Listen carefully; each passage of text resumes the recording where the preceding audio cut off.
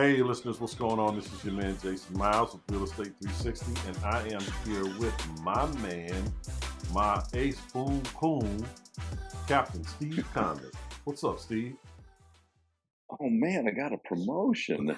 All right. I'm a captain now. All right. That's right. That's pretty cool. That's right. And So what are we going to we're you know talking what, real Steve? estate, right? Today we're going to talk about what I like to think or to call like the foundation. In the season that we're in, this is a time where people can take whatever skills they had and accentuate them, find out ways to do things and to better their business. Or if they haven't done anything, I find that uh, it's an extremely positive way to learn when the economic conditions are not on your side, right? Because that's where the Oh creativity comes yeah. from. That's where it comes from. And most And you know people what? don't want to do that. They want to learn when all is great, and that's not really Yeah. learning. I've always found out that when everything was going well, I didn't learn anything. Mm-mm. You just But kind of go with when the flow. things went when yeah, exactly. You're not learning anything, you're just doing your program. But when things go, a little off and things go horribly, wrong, or just mediocre, then that's when I start to learn a lot, whether I want to or not. And Right. usually, I'm not out there trying to learn stuff. Well, I'm always, digging in to try to find something else to learn. But a lot of those things just come at you, and you're forced down that rabbit hole of learning more stuff. And I can't think of any businesses really that are out there right now that cannot be improved upon in some way. I agree. Can you? I sit back, Steve, and um, I look at what we're doing, on a daily basis, and you know, for some businesses, going through the pandemic was good for them, and for others, it was, a horrific experience. And Mhm. we felt a lot of the pain being, property owners through the pandemic. Now, on the single family side, yeah, everything flew off the shelves. Everything, it didn't matter if it was wholesale or retail, it literally flew off the shelves. Things, multifamily on the other side, was a lot more difficult for the small to medium um, sized owners. And when I say size, I mean, people that had maybe, the mom and pops that have, one apartment building and a 5 unit, a 10 unit, they had a very difficult time. Uh, you've had people that would have, 100 or 200 or 300 units that if they weren't in the A class space had a very difficult time, or the B plus space had a very difficult time because of the rent moratorium. And so there was Yes, no they relief did. for property owners in that space, no relief whatsoever. It just had to hopefully had have an understanding with their lenders. I say all that to say that it's in those situations that people, whether they lost their properties or went through all of their money, that was a learning experience to say, okay, how do we refine this process? What do we need to do differently moving forward in our business so that this doesn't affect us in the same way in the event that we have another pandemic or another breakout or another whatever negative in the marketplace that could happen, right? So Exactly. And you know what? There's always at some point mm, going to be some big event of some sort that is going to affect a lot of businesses. It may or may not be the real estate business. It might be, restaurants, it might be retail, it might be wholesale, it might be supply chain issues, it might be whatever it is. So these things that happen are always good, because they hone our skills and our awareness of what could happen. And hey, if it doesn't kill you, it'll make you stronger. that's the thinking, you know. Yeah, that's right. That is Some the people may thinking. have passed away at this last little thing that we had here, but Yeah. I bet you they're coming back stronger somewhere, somehow. Well, there's no question about it. I mean, as you talk a lot about, there's an energy to all of this. There's a frequency, a vibration, and you can fight it, which you can't win, or you can roll with it and figure it out from there. As we talked about in the very beginning a few minutes ago, kind of going with the flow, right? Sometimes the flow is easy. When I got involved in the real estate industry, everything was going. So it didn't matter who you were.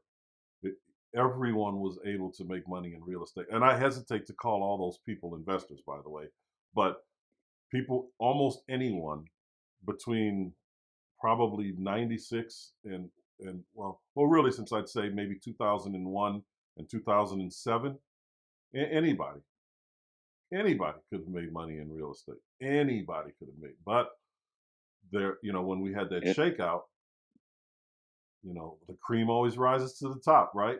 So, and I call it a shakeout, in the stock market, when things like that happen, it's a shakeout. They're getting rid of all of the things that don't matter, all of the people, the companies, the processes, all that stuff comes and gets checked, and it falls away. And the only thing that's left are the strong. And the that's strong right. will, the cream will always rise to the top. And those strong set the trends for what's coming. I'm not saying the trends that they set are the best, but it definitely moves that industry forward. And that's what we saw in 2007. That's what we're seeing right now, in my opinion. We're seeing a shakeout in the industry. You don't see um, uh, your regular Joes that are buying a house and going on a vacation because they were doing cash out purchases, straw man purchases. So you're not seeing that stuff anymore because it was really bad for the market. All it did was, I mean, it in and of itself is fraud, but um, you just don't see that anymore, and that's a good thing. If people want to learn how to invest in real estate, they need to actually learn how to invest in real estate and what investing actually is. Because investing isn't just, you know, putting this here and hoping you get a return. Investing requires plan, it requires thought, it requires processes. And unfortunately, a lot of people want a done for you model, from my experience. What's your take on that? Right. Well, I'm glad you asked. Um, I think that the label real estate investor is way too broad. And a lot of guys, and hey, I've been a wholesaler forever. They are wholesalers are really not real estate investors. They are really real estate arbitrageurs. People who buy and sell contracts, which is fine. And I've talked to a lot of wholesalers over the years because I like wholesalers. I need them. I need them to help me move my product a lot of times and find product for me, so that I can, jump in with minimal effort. So they're great to have around, but a lot of them really don't know anything about real estate or very little, and that's okay because um, they're not really buying to hold as an investor. They're really focused in on the marketing and the acquisition of real estate contracts and the control of contracts and then turning those around. So let's we could separate in our mind at least the difference between real estate investors, wholesalers, and then long-term investors, short-term investors, uh, investors that only invest money, or lenders or private lenders or hard money lenders, that sort of thing. And then there's, of course, the one that most people think about when they think about real estate investing, which is the buy, fix, and flips. Mm, That's the big category right there because that's what the lexicon of the industry puts out there constantly. right, right. It's the That's TV what a real shows. estate investor is. I'm gonna buy.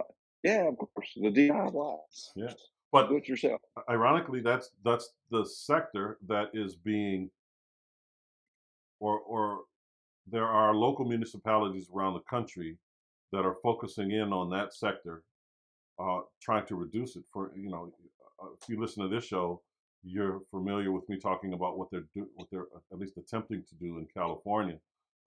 That actually vote goes up, I think, next month, September or October. But Remind that me and educate the audience as to what that is. yeah. So what that is, what they're attempting to do in the state of California is all they're going to tax real estate investors that are wanting to do fix and flips an an additional 25%. Oh yeah, 25%. that's a good idea. Yeah, yeah. That's, I mean, Another reason to leave California. exactly. I mean, you have a city or a state that already is high in taxes, and now because they think the the government, you know, the government thinks that prices are going up, rent is going up because of people in companies that are flipping real estate, that are buying it, fixing it up, and putting it back on Yeah, the market for a market value. And that's simply not the case. But by taxing them, having another tax, up to 25% tax, is absolutely absurd, and it will push people out of there. It will take investment dollars out of there for shorter term investors. Now, this this proposed bill, it's a 7 year thing, and it goes down after the first 3 years, or 2 to 3 years, I believe. It's 25% if you sell it in that first 2 or 3 years, and then every year after that, it goes down 5% till after the seventh year, you're um, at your regular tax rate. So that additional capital gains tax at 25% will literally make companies and industry run away. And as a result of that, you will only have the people that are gonna you'll only have the people that want to come in there and be long-term renters, landlords, yeah, long-term landlords. It'll that's do just going to exactly what we're create a doing now. whole.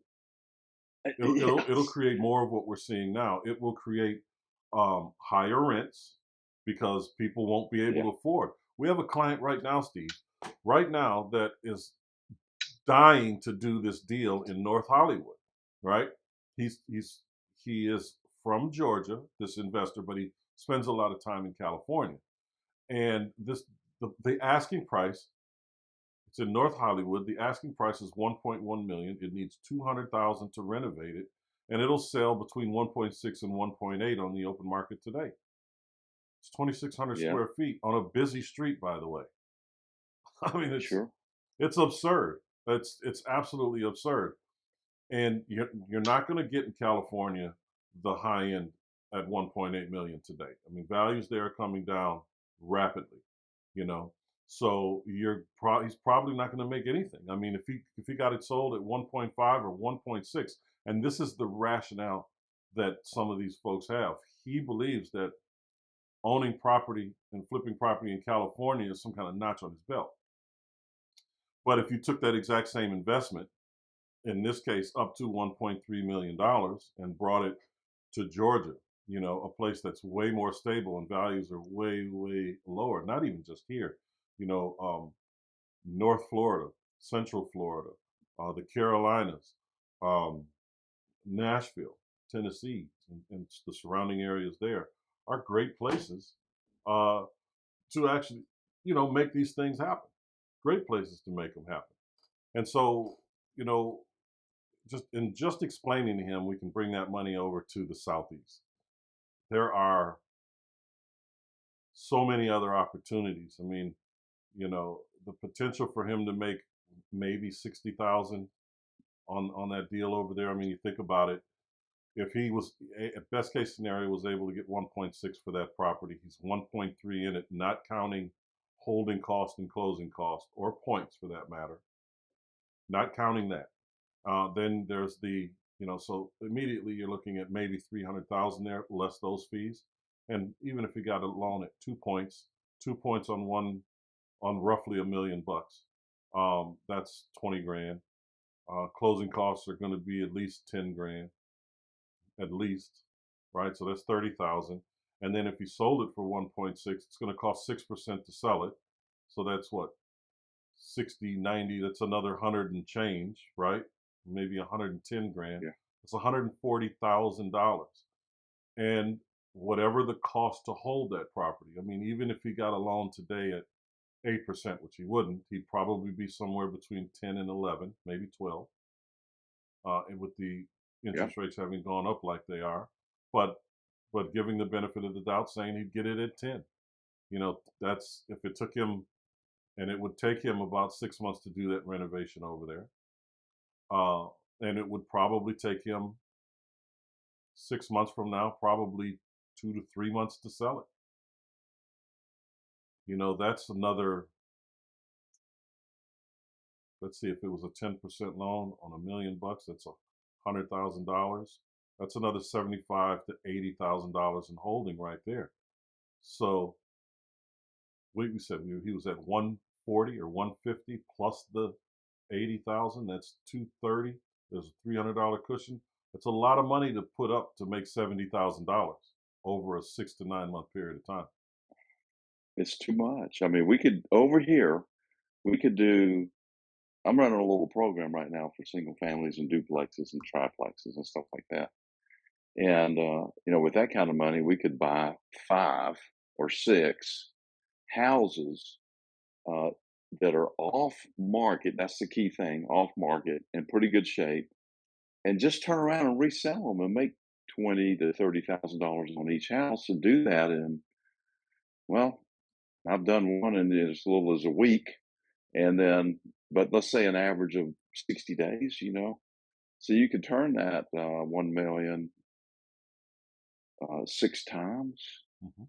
and five, let's say 5 houses, turn it 6 times in a year.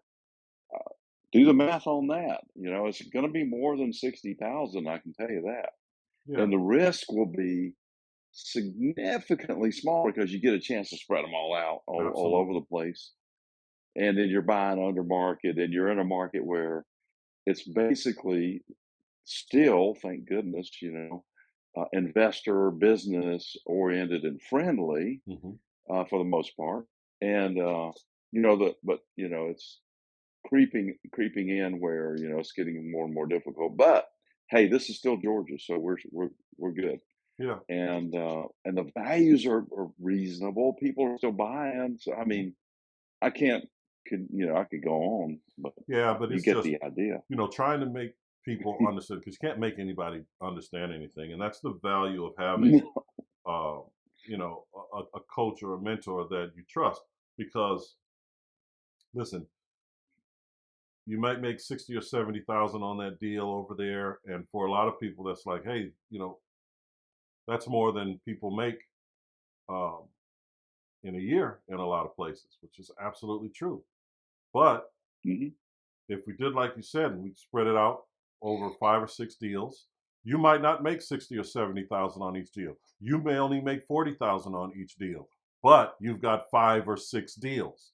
So with See, the same leverage you the had one thing before. I So the the one the thing I raw didn't numbers of mention it is is, I don't renovate these. well, either I'm, way, it doesn't matter, right? Because it the doesn't profit matter. You're margin right. is just the same. It might only be a $30,000 profit margin, but Yeah, when you look at the money, the time would be maybe the same, maybe shorter, probably shorter, but just assume that the timing would be the same, 6 months. You got to do all the yeah, work to leverage all this money to make 60 to 70,000 over here. You come over here and you leverage the exact same amount of money. You maybe only make 30,000 a deal, but you got 5 or 6 deals going on. And so if you got 6 deals going on, that's $180,000 in the same time period, leveraging the exact same amount of money. You're just in a different geographical place. You're making 2 times, 2.5 times the money by just going to where it makes sense. Period, point blank. And I will say yeah, that that property in California is one of the few that does make some sense for California, not for here. Right. But those numbers in California work pretty good because Right. normally we don't see that kind of opportunity there. And but now, would I go over there and do that deal? Not Mm-mm. likely. Why No. would I do that when No. I'm good right here? Yeah. And it's a completely different market. It's a market where people are leaving, right? The Yeah. diehard Californians love it, but the people are leaving. What's keeping you there? Is it the 52% taxes? Is that keeping you there? No. The cost is just too great. You have industry leaving there. It's just the cost to do business there is ridiculous. Look at what's going on in the movie industry alone. I mean, the big studios are still headquartered there, and they still film there, but they're doing a lot of their filming in Canada, here in Georgia, Louisiana. Look at, I mean, Georgia is absolutely the filming capital of the East, no question about it. With the studios and so they shoot Marvel movies here, for God's sakes. They don't even shoot them in California. They shoot them right here in Fayetteville. Okay, so That's right. um, I mean, that just goes to show where even big money is thinking as it relates to that kind of thing. Contrast that. No, it's not in direct contrast. It's actually equal. Look at California. I mean, New York. Excuse me. And what's going on there coming out of the pandemic? People couldn't pay their rent. They're still everybody's fighting for that whatever they're fighting for over there. People don't want to pay rent. And the reason they don't want to pay rent is because coming out of the pandemic, when people's leases were up, some of them went up 40%, the rent. It, year over year, 40%. That's Hmm. ridiculous. Okay.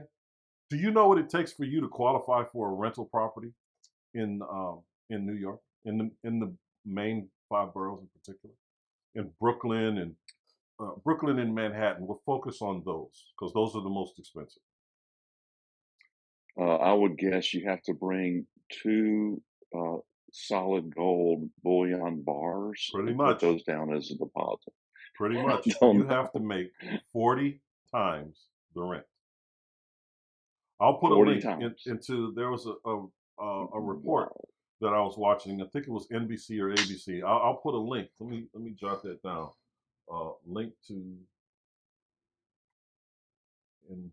So if you're NBC. renting a 5,000 per month unit in New York, then you need to make $800,000 a month. A year. So Well, it's 40. okay, so oh, It's 40 times. So 200,000, right? Yeah, okay, 200,000. It's 40 times. So you need, if it's $5,000, in order for you to qualify that for that property, you have to make 40 times that 5,000, which is $200,000 a year right, to it qualify is. for 5,000. You're right. If you don't make that much money and you have to go get a guarantor, the guarantor has to make 80 times the rent. That is not a joke. I mean, it sounds ridiculous. Well, in a way it does, but to pay 60,000 a year, you really do need to make 200. In New York, you do In New because with York, state and federal taxes there, it's 56.2%. Okay, so yeah, 56.2%. If you're a single person, right, meaning you don't have any children, you're not married, and you're a renter, okay, you have no tax write offs. You don't have anything to write off. If that's the case, if you're that person, you're in New York, you're paying 56.2% in combined state and federal income taxes. 56.2% is absurd. So if you do make $200,000, which is why they want you to make 40 times the rent there. So if you do make 200,000, 112,000 of it is gone in taxes. You're yeah, only keeping yeah. So $88,000, and 60 of after you that pay is going to pay the rent. and then there's going to be a certain number of dollars that are going out for utilities because it gets cold in New York. You're going to Absolutely. have to pay for some heat And just to think up about there. that for a So second, you can have a $200,000 a year job, career, yeah, and still barely make it in the state of New York if you want to live yeah, you're not. in Yeah. Manhattan or Brooklyn. Now, if you step out to Queens, if there's certain places there that are going to be more affordable, easier to get in. If you move completely out of the boroughs, you know, into smaller areas, you're still going to have a train commute. It's still going to take you an hour to get to work, right? So, there are things that you have to consider in a place like New York. Like there's food deserts there. A lot of people don't drive in New York. So if you move to certain parts of Brooklyn or to certain parts of Queens, you're going to have to call an Uber to get Mm. to and from the grocery store. If you're in Manhattan, you can walk. There's little markets all over the place, you know, and even parts of Brooklyn, So there's we little markets know all over the place.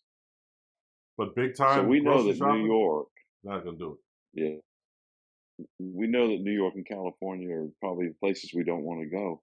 But, before we started this podcast, we were talking about what do businesses, how do they need to structure themselves Yeah. going, maybe they've already done some of this, maybe they haven't done it, but that is really interesting to me. And I'd like to hear more about that from you, if Yeah, you don't Steve. mind me Listen, jumping that in there. I love that you brought that back in. The reality of it is there too, Steve, that now is the time where we have to really, I believe, set the foundation. Talk about the things that really need to be done and the importance of those things. I think of insurance, for instance, and I know for some it can be a hindrance. But if you're healthy, right? Excuse me, if you're a healthy person, you need to have some life insurance. And there are life insurance products that can not be super, super expensive, but can build, you know, you have a cash buildup in those things over time. Those are things that we're going to talk about a lot during this season, especially in this first month, right? This is the first episode of season 3. Here we are, what is it, September 5th? So all month we're going to talk about insurance this month because it's that important and the different aspects of it, from personal insurance and business insurance. And when I say business insurance, if you have a partnership with someone and your role is pretty important, like the business can't function without you, you should have key man insurance. You should have a key man insurance policy, right? And Sure should. it doesn't have to be an enormous amount of money, depending on what it is you do. But if you have assets that you're buying in that business, like you're buying houses to hold, businesses to hold, apartment buildings, things like that, you're buying assets, you want to make sure that those assets can be paid off. Because if something happens to you or your partner, even if you're writing it in your operating agreement or assuming you're an LLC, or your bylaws if you are a corporation, having it written in there about how things are going to be divided, you may not want to work with that other person's spouse if they can't pay Yeah. you out or if you can't buy them out. You may not want to work with that person. That person may not know anything about the business or the industry that you're in. So you've got to give yourself a way out, whether you're buying them out or they're buying you out. And that's what Key Man Insurance is all about. We're going to talk about a lot of different things, but having that in place first, primarily for your business and yourself, those foundations are super, super important. Super important. And you got a lot of people out here, Steve, that are, talking about, on social media, get rich by getting your, what do they call it? Building generational wealth through, the insurance. Infinite banking is what they call it, right? And they make it sound really, really simple. And in fact, it can be, but there are so many different angles to that thing. People get talked into doing them for their children, doing them for themselves, but they truly don't know the power of these things, right? And yet, you don't need to be a gazillionaire to start in these processes, right? You don't. But what you do have to have is an understanding of how it can benefit you. Putting $100 or $200 away every month for your children in their education fund in one of those life insurance policies is super great. I mean, but there's other avenues that are there as well, right? You get a lot of benefit from using the insurance as opposed to a 529. It's just a tax thing, really. right? And I'm not going to go into detail about that, but you should look at both and what works for you.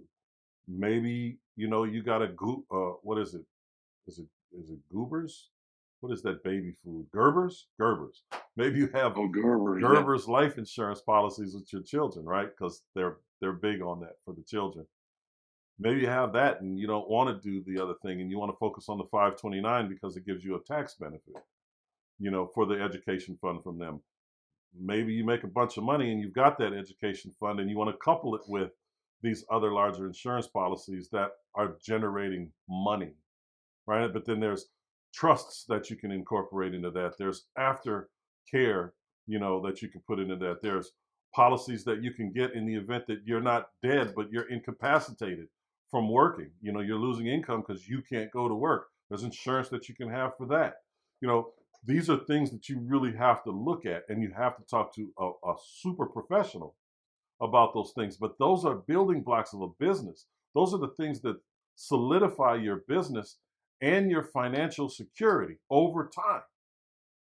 And people just don't look at it. And I think it's crazy in our society. And I know I can see you got something to say, Steve, and I want to hear it. But I think it's crazy in our society that they force us to have car insurance, but we have to hold, GoFundMe pages and car washes and sell plates of food when somebody dies because they didn't have life insurance. And now we have to go to the community to get, $5, $10, $20 at a time so we can help pay for the burial costs of our loved one. I think those things should be mandatory and they don't cost that much. I mean, a simple burial policy can cost you $20, $30 a month. It's the same as Yeah. it's the same as your renter's insurance if you're renting. If you have an apartment, they they make you. It's mandatory that you carry renter's insurance, which is 20, 25, $30 a month. Your your life, at least your after expenses, aren't equally as important. I mean, nobody wants to die, but it's an inevitable thing. And why put such a financial burden on your loved ones and have them not only have to mourn you, but now think about how we're going to pay for this? I think that's selfish. Mm. I think it's selfish. But that's just my thinking. You were going to say, Steve? I'm sorry.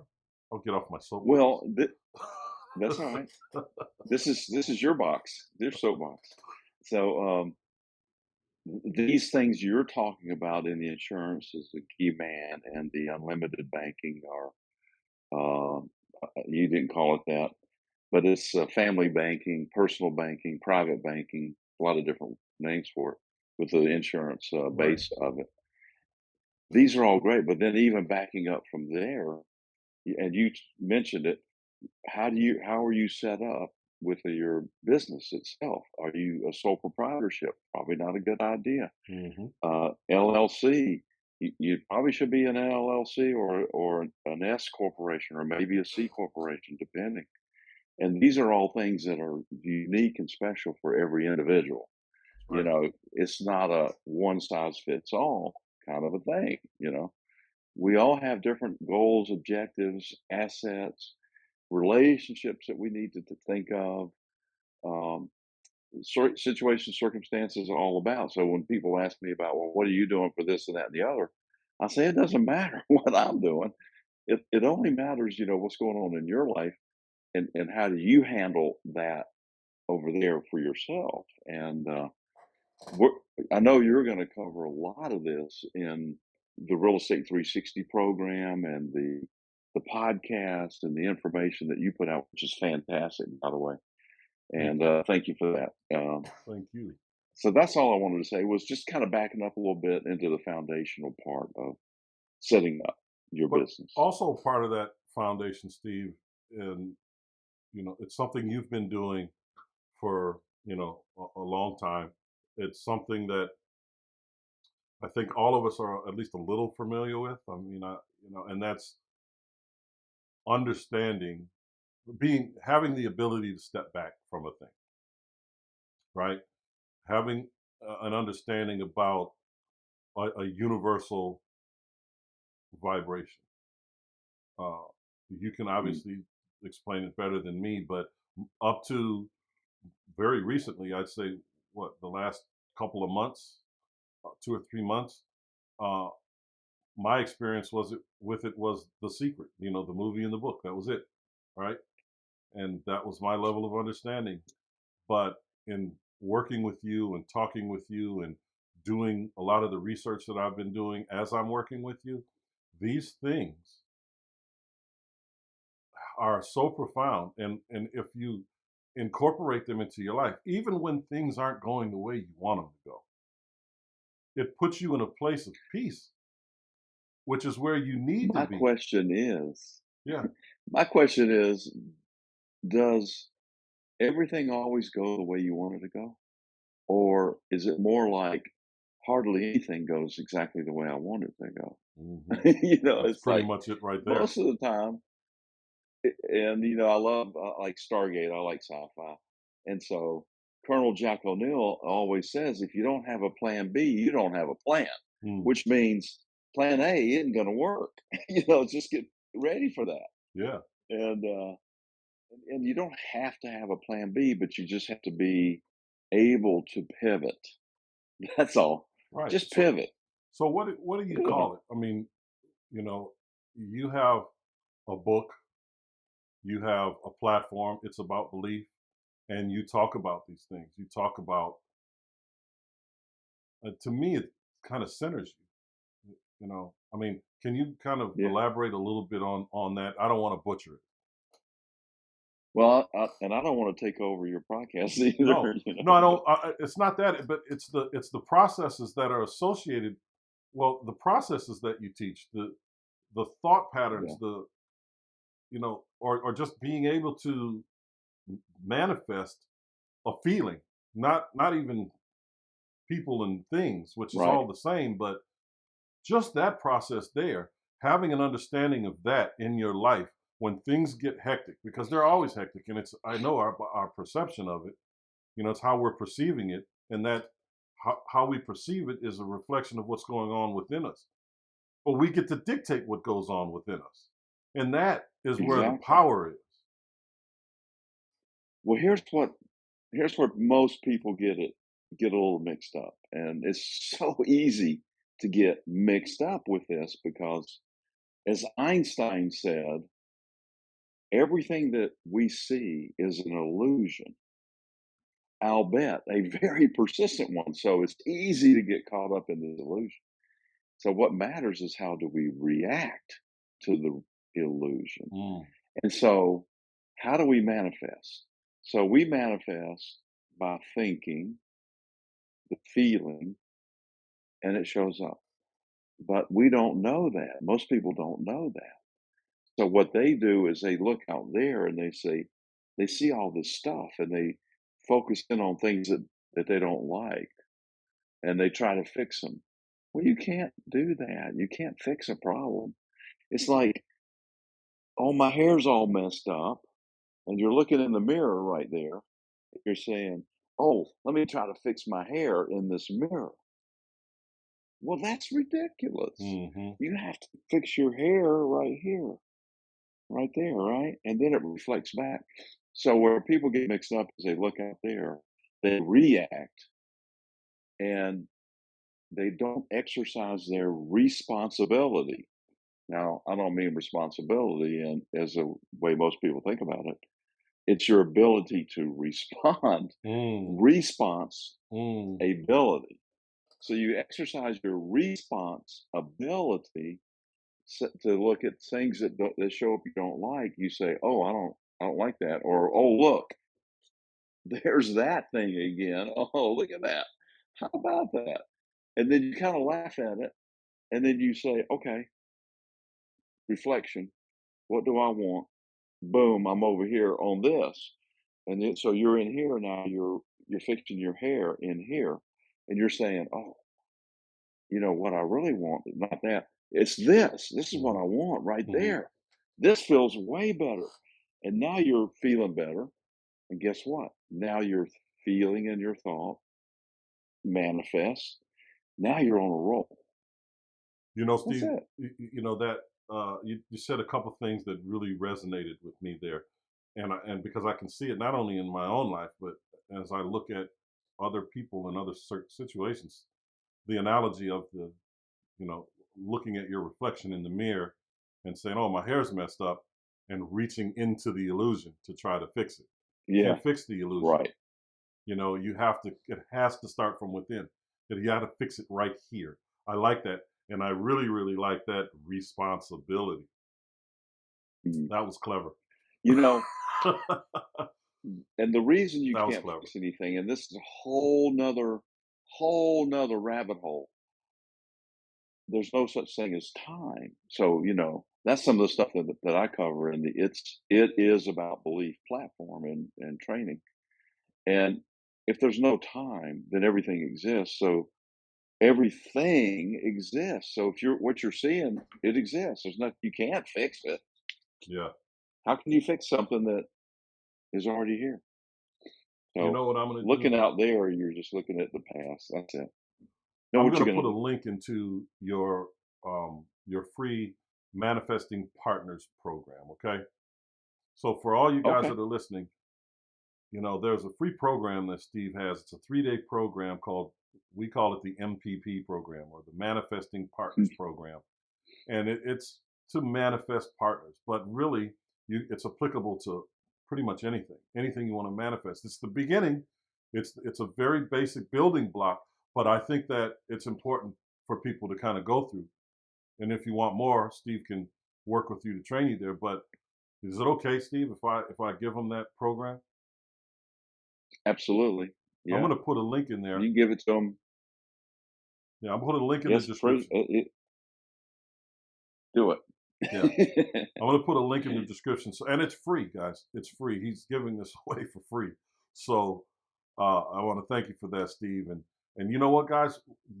I just wanted to kind of touch base on what we're going to talk about in Real Estate 360, and we're going to take a bit of a holistic approach, if you will, this season, because the foundation isn't just about the stuff you need to put in place out there in your business. It's also about what you need to put in here and how you need to to vibrate, or align yourself with the vibration of the moment, more importantly. So I know that might to some of you sound kind of hokey, but from someone who's recently been experiencing it, I it's however you roll with it, you gotta try to roll with it. So take that course that Steve is offering. We're going to talk about these things periodically throughout this. Your belief systems actually matter. What you believe and how you perceive things matter, right? It goes to what Steve was talking about with the reflection. You know, Hey, your what you said, perception. if you don't mind me jumping in, Yeah, you said these things really matter, right? absolutely. Think about that word. These things that you think about really matter. They create matter, they Mm. manifest. So it's the clues are all I feel around like a us hippie, in the like I should be snapping. vocabulary. Right. So that's what we're going to do with Real All these Estate things. 360. And we're going to give you all these building blocks and make this thing happen. And I got to tell you, we have landed, Steve, our first major sponsor. And I got to give the sponsor a shout out. We have landed our first major sponsor, and that is none other than Real Estate 360. Thank you, Real Estate 360, for your sponsorship. We are, of course, Real Estate 360, here to offer you all the educational, tutorial, and mentorship needs that you may have. Click the link in the description and we'll share with you our free programs and educational products and services. We want to make sure that you do well. It doesn't matter if you're just getting started or you've been involved in real estate for a long time and you're trying to figure out how you can navigate your way through this whole mess that is what this economy that we're going through. We're going to talk to you about marketing, how you can do it better, how you can add 3 to 5 more deals to your plate or more, depending on how you want to go about it, how you can scale your business, how to raise private capital. What do you say? What do you offer? What do you do? We do all these things internally. So thank you to Real Estate 360 and to us as the owners of Real Estate 360 for sponsoring. Listen, if we don't believe in ourselves, how can we expect anyone else to, right? So thank you guys. Precisely. Make sure you share this podcast with everyone else. This is Jason Myles and Mr. Steve Conley. Thank you so very much for your time today. I really appreciate it. And we look forward to My working with pleasure. you guys. And please, guys, make sure you hit that link to that free Manifesting Partners program below. It is in the description.